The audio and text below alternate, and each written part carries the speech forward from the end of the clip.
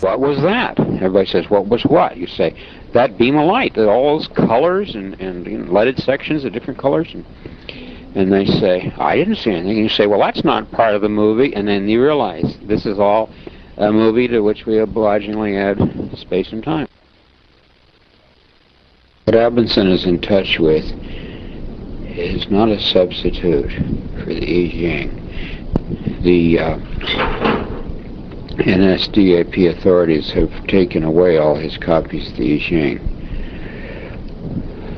which he used for plotting his books. Their purpose being to keep him from writing. What this results in, however, is his encountering the animating force behind the I Ching. The I Ching essentially being a transducer of, or a construct of, like a mechanical computer, what the Chinese call the spirits of the ancestors. And the I Ching is 3,000 years old. We need an updated transducer system or logos. The I Ching is an early form of the logos. And its printout was limited in vocabulary, probably limited in many other ways. In any case, limited. And being in touch with the spirits themselves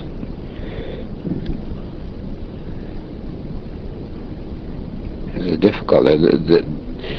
There's a transcendental mystery. Who are the spirits? What are they? What do they consist of? They're plural. The Elohim in Hebrew. They could be. There are ancestors. If healing is needed, a healing ancestor's spirit surfaces, such as Asclepius. He's working out as a superior transduction system.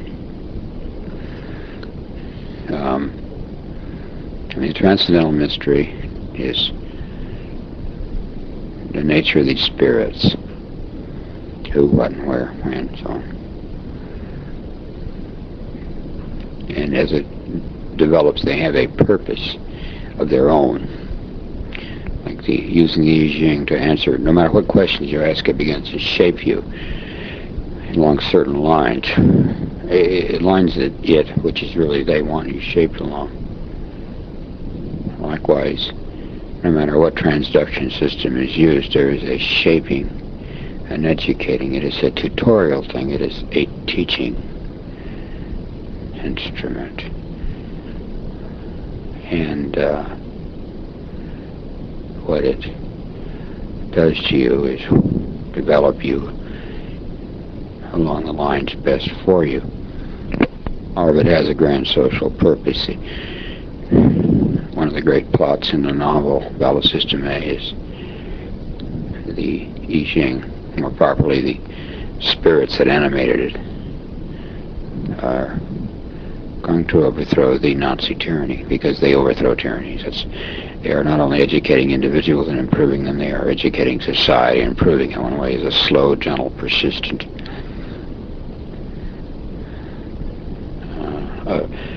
activity against oppression and tyranny. The transduction system is divided into two halves. Turns out this has to be the way, like with the I Ching. One half is your question in your head, the other half is the book of the lines. Nobody in seeing you, sort of the stalks or the coins, and reading the line could read the line and tell what the question was. Not really. It's a kind of code then. Half is in your head, half is in the book. You can see one half unless you see the other half. You have nothing. You can sit right in front of your oppressor and use it. He can't tell what you're obtaining. So Hobinson's transduction system is built from two halves. One in his head, one outside. The one outside is all the logos that comes to him, all the written things, every piece of written thing on TV, magazines, newspaper, books, anything written down, literally written, I guess oral too, but really written. They're only half. You could go over them forever. I mean, no match cover is going to spell out a message from the Elohim. It's going to spell out what it spells out. Close verse before striking. It's that some of the integers in these external logoses are going to link up with something inside him. Now, how does he arrive at the things inside him, which is the equivalent of the questions that one asks the EJ? This all works by a coupling of parts, each fragment of which appears as a whole, a gestalt, like eat whole wheat bread. That's a complete sentence. And you see that in that. And it never occurs to you it might be a portion of another message. That is a portion that, when added to another thing that is a complete message, forms, out of it emerges, the principle emerges an entirely different message and not a debased one. It's out of these debased molecules of trash and that the messages come. And the purpose of the Elohim spirits to help him, or his advocate and his comforter and helper, and to help society have a long-range plan. He's pressed into service. And being a writer, his job is to write. And the total messages which he assembles then go to form a book. He is in essence writing a new I Ching, if you want to call it an I Ching. And he's doing it right in front of the eyes of the Nazis. They see what he reads. They censor everything. There's nothing in all this stuff, but it's half of the messages.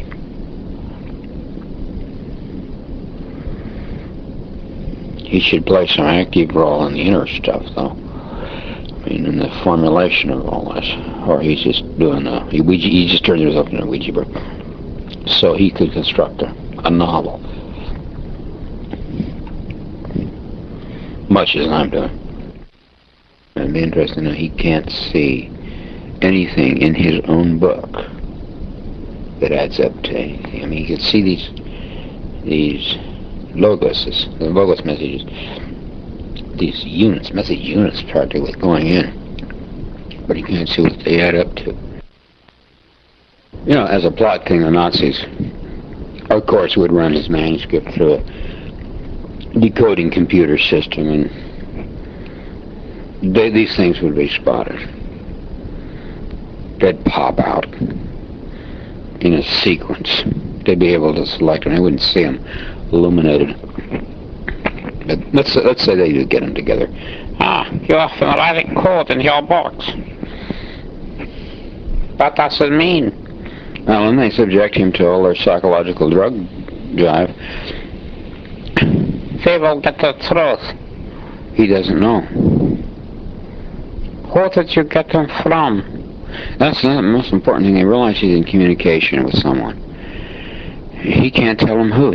That's the thing. He doesn't know who he's in communication with. What is their purpose? Doesn't know that either. Where are they? Doesn't know that either.